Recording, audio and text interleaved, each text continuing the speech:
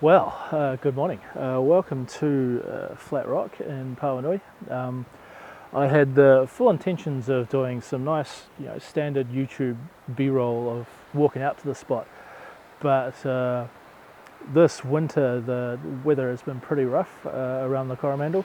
Lots of closed roads still, and yeah, the track out here was pretty treacherous, and trying to carry a tripod in my hand along with everything in the backpack here was getting a bit much, so I decided to, rather than risk dropping gear or falling over, I decided, alright, let's cancel the B-roll and just get straight into it. So welcome to the video, thanks for watching, and enjoy.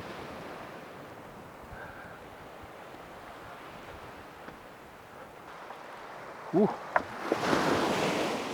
Good morning, welcome to the Coromandel Peninsula, up here at Flat Rock in Pawanui.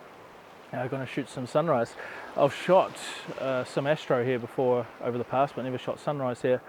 But you'll notice behind me it's clear blue skies, and as photographers you'll generally hear us whinge about no clouds. We like clouds in the sky to catch the light and give a bit of interest in an otherwise boring blue sky. Today's a bit different though. So at the moment the moon is at 3%, so it's this tiny slither of a crescent moon, and it rose about 50 minutes ago. So I'm just waiting for it to get a little bit above that pre-dawn glow, and hopefully we'll get a nice bright crescent moon with the foreground of the bay here at Flat Rock. So let's check it out. Alright, so as you can see, we've got the bay just sort of coming around here. The moon should just be in this bright spot up here, so I'm hoping for it to be a little bit higher and a little bit brighter. But this is a nice foreground, so the plan is to do a long exposure of the water on these rocks and then take a second exposure for the sky just because it's so bright. So currently how I have it set up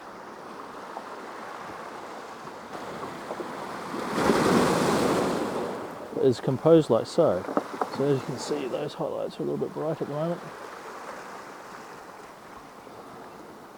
So that's the plan. Currently the moon is actually not really visible on the camera, so I'm hoping as it climbs further into the darker part of the sky, hopefully it outraces the sun. But we'll fire off a quick exposure here.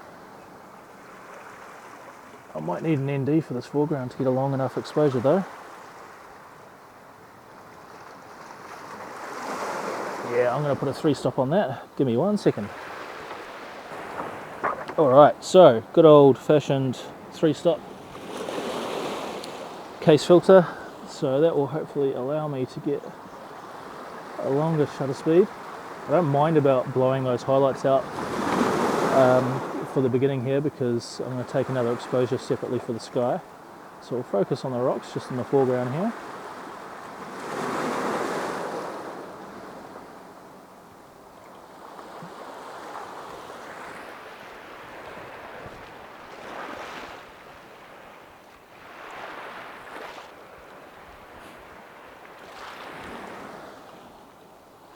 Alright, take a look at that.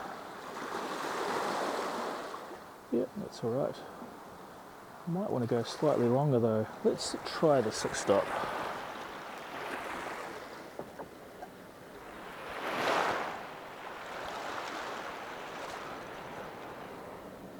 Right, 6-stop this time. Yeah, 2 minutes. We'll go 2 minutes, see how that looks.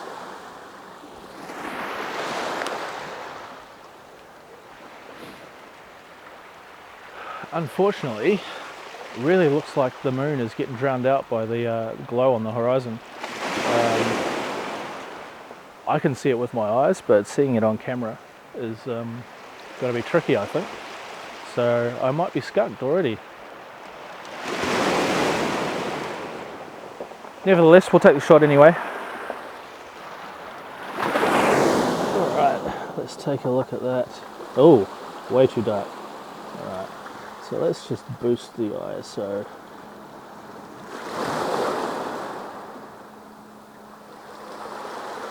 go.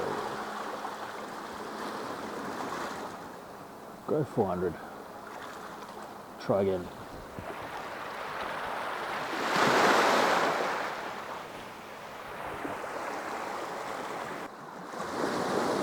One thing I noticed with the GFX100S, when you do a long exposure, it actually has quite a long processing time. It's about 8 seconds to process a 2-minute image. And I've got super fast cards in here too, so it's just a processing speed thing. There we go, I quite like that foreground. Unfortunately, it really looks like I'm not going to see much of the moon because it has disappeared from naked eye visible as well. So I have been skunked. So it's a nice image, but it's a bit boring in the sky. So I managed to just blend a couple of these together in Photoshop and cropped it down to a whopping 33 megapixels from the original 100 megapixel RAW file. But if you look up here in the top left hand corner, you just managed to make out that crescent moon. But I think plan B will be to shoot this as a pano. So let's put this into 65 by 24 crop mode. I might just shoot this a bit wider.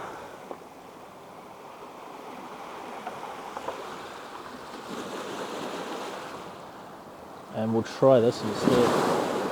So not the shot that I wanted, but it might be a consolation prize, we'll find out. So we'll take a quick look at this. Switch slots to look at the JPEG. I mean, it's alright, it's a bit dull. Might just want to zoom in slightly to eliminate that. So let's just try that again. Boy, yeah, we've definitely lost that moon completely. That's disappointing.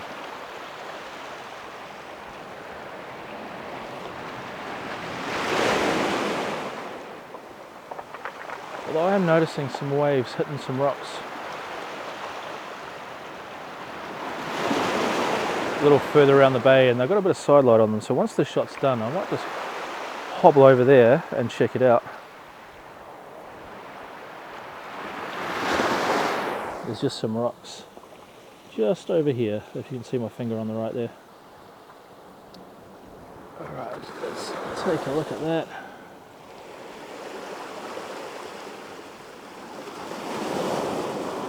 Yeah, I mean, that's okay. We'll see what we can do in post. So the pano turned out a little bit usable. It's not terrible, but it's not fantastic. Didn't actually do much in post in the end. A little bit of colour and saturation and some sharpening in Photoshop, and that's it.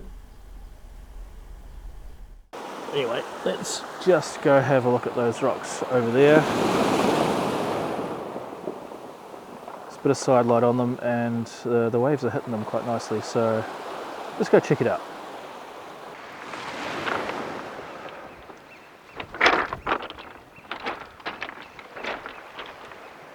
Whew. Man, these rocks are bloody treacherous. Alright, so plan C, plan D, plan F, probably plan F. So I've come up over here to those rocks that I showed you before. Some sizable waves rolling in now, so we'll take a couple of long exposures.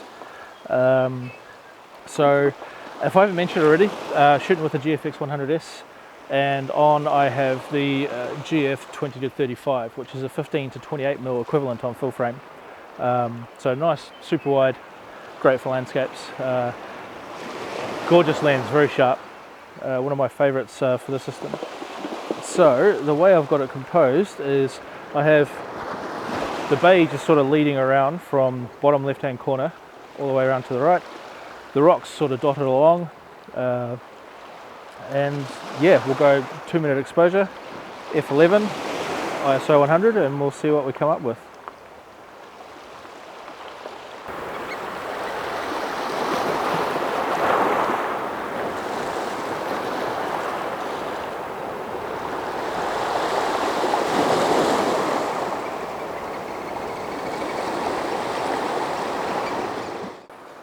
Alright, so as you can see there, the composition, as I explained, Yeah, you got the rocks in the foreground, a little bit of light on them, which is quite nice.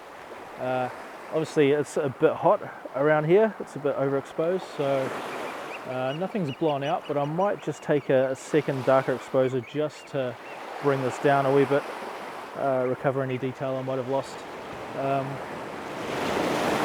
Ooh, those waves are really coming in now. So after I've taken this shot, I might do some slightly faster stuff with the waves crashing against the rocks here. We'll see. Alright, just quickly, the second shot is going to be a 40th of a second at f11, so same aperture. I've just focused further away. And those waves are really crashing. I've just focused on the edge of the hill up here, rather than on the rocks this time for the longer exposure. So I'll just fire this one off and then I'll blend them together, and hopefully it comes okay.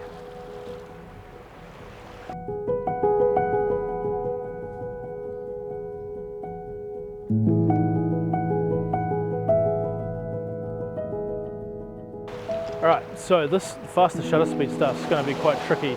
I've turned off the 2-second timer that I normally shoot, especially if I'm doing long exposures, but there is a bit of a shutter lag with the GFX100S, which sometimes is just enough to miss the shot in these sort of situations. But we'll try, and we'll see what we can get. It's just a matter of waiting for the right wave. So what I'm going to do is I'm just going to have a play around with shutter speeds and apertures. I'll probably keep them nice and high for the apertures, so still f11, f16. I've got the 40th of a second dialed in that I had before for the sky shot for the last frame. So we'll see how that goes, and if I need slower, if I need faster, we'll play around with that. We might swap filters off. No filter currently on, and yeah, see how it goes. It's just a matter of waiting now. Oh yeah, 40th of second's looking okay. Might just adjust that composition slightly, get a bit more of the shore leading up here. So might just slow that down a bit more. So let's try a shutter speed I typically use for waterfalls, which is around a 1/5 of a second. I'm definitely going to need a neat ND for that. So we'll put the 3 stop on for that one. Is that enough? Not too bad. The highlights are still slightly blown out, so I might just stop down to f16.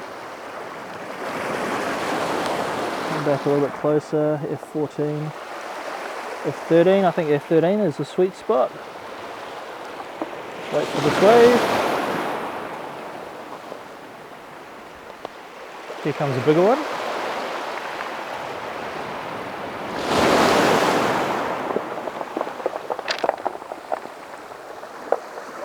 Oh yeah, that's not bad. Gosh, it's actually a shame there's no clouds now.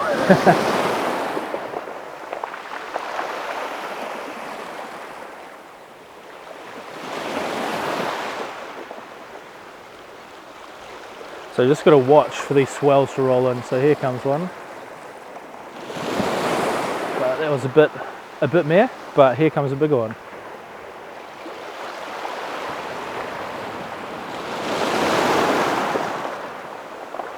So I'm just trying to time it as the water washes up the shore.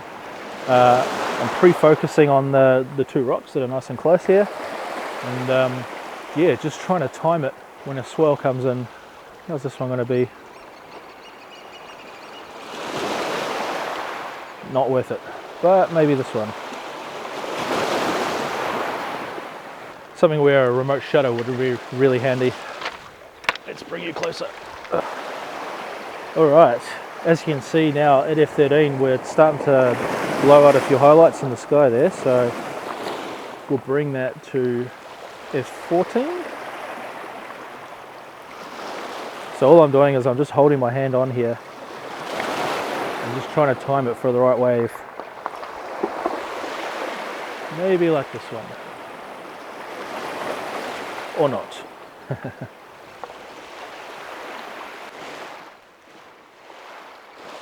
And it looks like the highlights are starting to blow out again, so we'll go down to F16. It's a really nice reflected light on the foreground here, so we get a nice wave rushing up into that.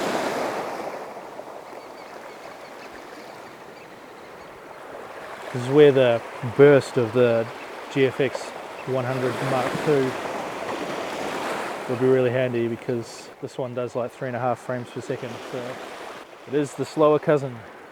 Yep. So obviously in these cases I'm going to have to brighten the foreground here a little bit, but plenty of dynamic range in this thing, so shouldn't be a problem. You'll notice that I've flicked it into manual focus now, so I'm not going to have to worry about pre-focusing. So all I need to do is wait for the wave and hit that shutter button. Now sometimes it pays just to turn around, because this light on these rocks is gorgeous. So even though I don't think there's much of a photo there, just with all the shit on the hills in the background, still quite nice to see. Okay, I'm going to keep shooting that for a wee while. We'll see what I can get. But if you're new to the channel, thanks for watching. If you liked it, hit subscribe, hit the like button, leave a comment. All much appreciated and helps me out a lot. So yeah, thanks for watching. Any keepers from this little part here, I'll throw up on the screen now, and see you next video.